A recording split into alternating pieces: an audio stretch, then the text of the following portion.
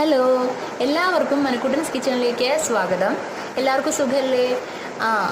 ഇന്നത്തെ നമ്മുടെ റെസിപ്പി എന്താണെന്നറിയോ? എങ്ങനെയാണ് വീട്ടിൽ ഈസി ആയിട്ട് നമുക്ക് നെയ്യ് ഉണ്ടാക്കാൻ പറ്റാമെന്ന്. മിക്കവരും നെയ്യ് കടകളിൽ നിന്ന് വാങ്ങിക്കുന്ന ആൾക്കാരായിരിക്കും. നമുക്ക് വീട്ടിൽ നമ്മളെല്ലാവരും പാല് വാങ്ങിക്കുന്ന ആൾക്കാരല്ലേ. അപ്പോൾ നമുക്ക് വീട്ടിൽ തന്നെ നമുക്ക് ശുദ്ധമായിട്ടുള്ള നെയ്യ് ഉണ്ടാക്കാൻ പറ്റും. അപ്പോൾ അതിന് വേണ്ടുന്ന പ്രൊസീജിയേഴ്സ് എന്തൊക്കെയാണെന്നുള്ളത് ഞാൻ നിങ്ങൾക്ക് കാണിച്ചു തരാം. അപ്പോൾ ഇത് ഞാൻ വീട്ടിൽ ഉണ്ടാക്കിയ നെയ്യാണ്. അപ്പോൾ ഇത് കാണുമ്പോൾ തന്നെ നിങ്ങൾക്ക് മനസ്സിലാവും. കുറച്ച് ഈസിയാണ്. കുറച്ച് സ്റ്റെപ്പ് നമ്മളൊരു 1 വീക്ക് നീളുന്ന സ്റ്റെപ്പാണത്. അപ്പോൾ അതിന് വലിയ പണിയൊന്നുമില്ല.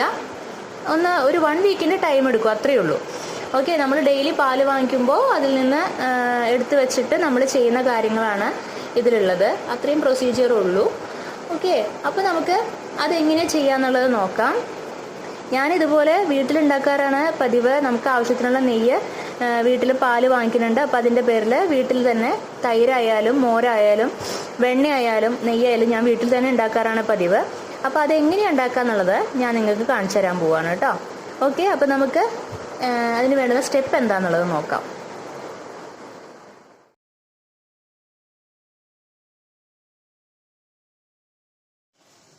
അപ്പോൾ നമ്മൾ നെയ്യ് ഉണ്ടാക്കാനായിട്ട് നമ്മൾ ഏറ്റവും ആദ്യം ചെയ്യേണ്ടത് എന്താണെന്ന് വെച്ചിട്ടുണ്ടെങ്കിൽ, നമ്മൾ പാല് എല്ലാവരുടെ വീട്ടിലും പാലുണ്ടാവുമല്ലോ അല്ലേ. അപ്പോൾ പാൽ എല്ലാവരും തിളപ്പിക്കുന്നതാണ്. അപ്പോൾ നമ്മൾ പാല് നന്നായിട്ട് ഒരു 10 മിനിറ്റ് നേരം നന്നായിട്ട് തിളപ്പിച്ചിട്ട് അപ്പോൾ കുറച്ച് നേരം ഒന്ന് തണുക്കാൻ വേണ്ടി വെക്കുക. തണുത്തതിന് ശേഷം നോക്കുമ്പോൾ ഈ പാലിൻ്റെ മീതെ ഇതുപോലെ ആട് കെട്ടിയിട്ടുണ്ടാവും. ഈ ആട് നമ്മൾ, അതായത് പാൽപ്പാടാന്ന് പറയും, ചിലർ പാലാടാന്ന് പറയും. അപ്പോൾ പാൽപ്പാട നമ്മൾ നീക്കിയിട്ട് അത് വേറൊരു പാത്രത്തിലേക്ക് നമ്മൾ പകർത്തി വെക്കണം. ഇപ്പോൾ പാൽപ്പാട നിങ്ങൾ കണ്ടില്ലേ, അത് നീക്കണം. ഓക്കെ, അപ്പം നമ്മൾ ഈ പാൽപ്പാട നീക്കി വെക്കണത് വേറൊരു പാത്രത്തിലേക്ക് കുറച്ച് തൈര് വേണം. കുറച്ച് തൈര് വേണം നമ്മൾ ഈ പാൽപ്പാട നീക്കി വെക്കുമ്പോൾ. അത് എന്നിട്ട് ഈ പാൽപ്പാട എടുത്തിട്ട്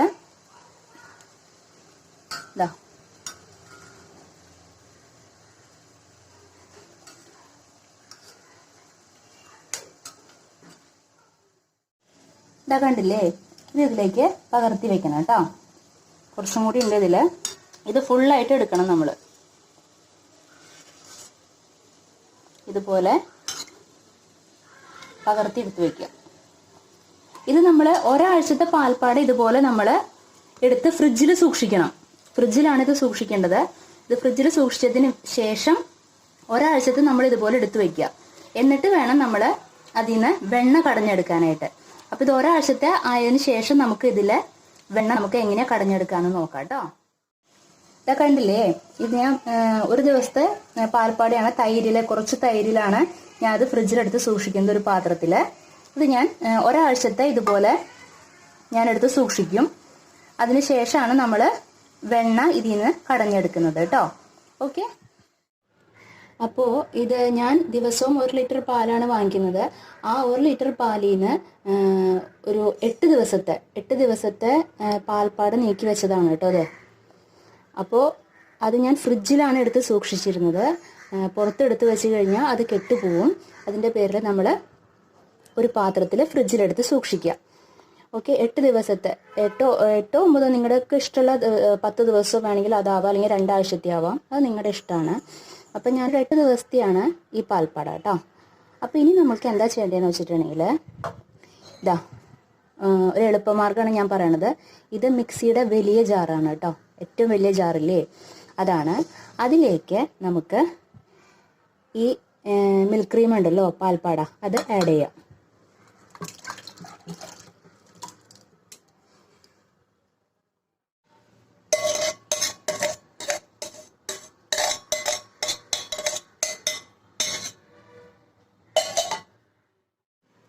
കുറച്ച് പ്ലെയിൻ വാട്ടർ ആഡ് ചെയ്ത് കൊടുക്കാം.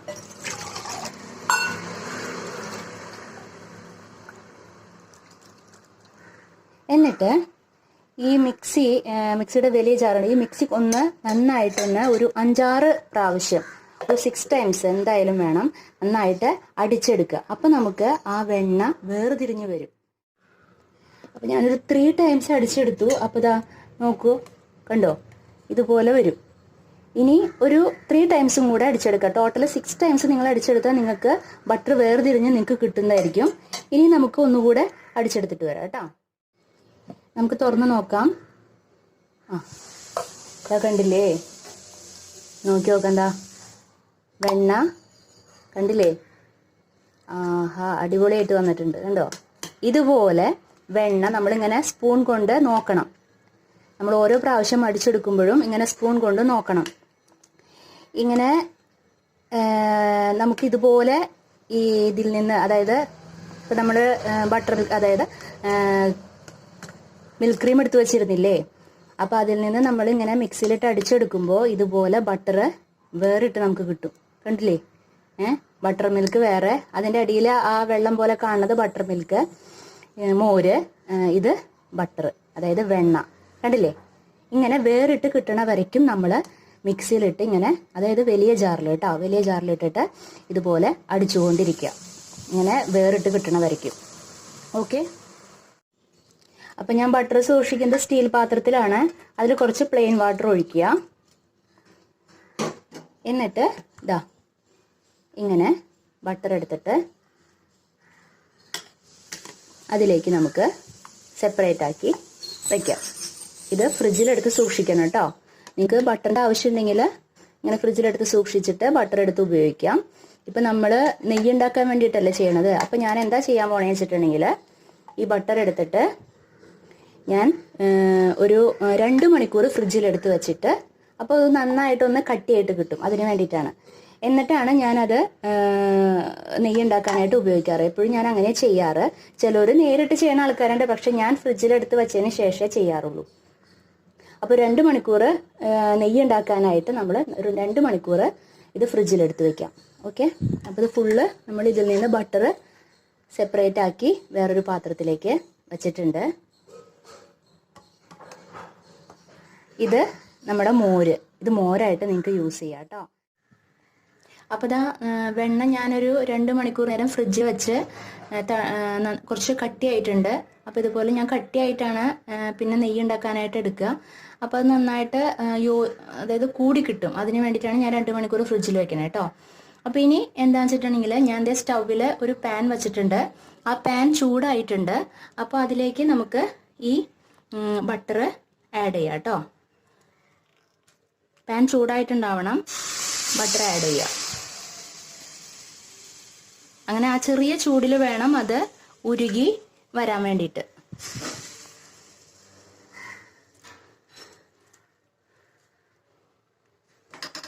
ആഡ് ചെയ്ത് കൊടുക്കാം. ഓക്കെ. അപ്പോൾ നമ്മൾ ഇത് മീഡിയം ഫ്ലെയിമിലാണ് ചെയ്യുന്നത്, ഒരിക്കലും ഫുൾ ഫ്ലെയിം ഇടാൻ പാടില്ല. അപ്പോൾ ഇങ്ങനെ മീതയിൽ വന്നിട്ട് ഇങ്ങനെ വൈറ്റ് കളറിൽ ബബിൾസ് വരുന്നത് നിങ്ങൾക്ക് കാണാമല്ലോ അല്ലേ. അതിനുശേഷം ആ വൈറ്റ് കളർ എല്ലാം മാറിയതിന് ശേഷം അത് യെല്ലോ കളറായിട്ട് മാറും. എന്നിട്ട് ആ വേസ്റ്റ് എല്ലാം താഴെ അടിഞ്ഞുകൂടും. എന്നിട്ട് മേലെ നിൽക്കുന്ന ഭാഗമാണ് നമ്മൾ നെയ്യായിട്ട് ഫിൽട്ടർ ചെയ്ത് എടുക്കുന്നത്. ഓക്കെ.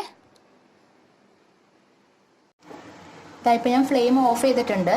അപ്പോൾ ഇതുപോലെ ആ വേസ്റ്റൊക്കെ അടിയിൽ അടിഞ്ഞുകൂടും. ഇപ്പം ഇത് കാണുമ്പോൾ നിങ്ങൾക്ക് മനസ്സിലാവുണ്ടല്ലോ അല്ലേ. അപ്പോൾ ആ മേലെ നിൽക്കുന്നതാണ് നമ്മുടെ നെയ്യ്. അതാണ് നമുക്ക് ഫിൽട്ടർ ചെയ്ത് എടുക്കേണ്ടത്. നമുക്ക് എടുക്കേണ്ടത് ആ ഭാഗം മാത്രമാണ് കേട്ടോ. അപ്പോൾ നമുക്കതൊന്ന് ഫിൽട്ടർ ചെയ്തെടുക്കാം. ഇതിപ്പോൾ ഒരുവിധം ആറിയിട്ടുണ്ട്, നന്നായിട്ട് ചൂടൊക്കെ മാറിയിട്ടുണ്ട് കേട്ടോ. ഞാൻ ഓഫ് ചെയ്തിട്ടുണ്ട്. അപ്പം നമുക്കിതൊന്ന് ഫിൽട്ടർ ചെയ്തെടുക്കാം. നന്നായിട്ട് ചൂടാറിയതിന് ശേഷമാണ് നമ്മൾ ചെയ്യണത് കേട്ടോ. ഇതാ ഇനി ഇത് ഫിൽട്ടർ ചെയ്തെടുക്കാം.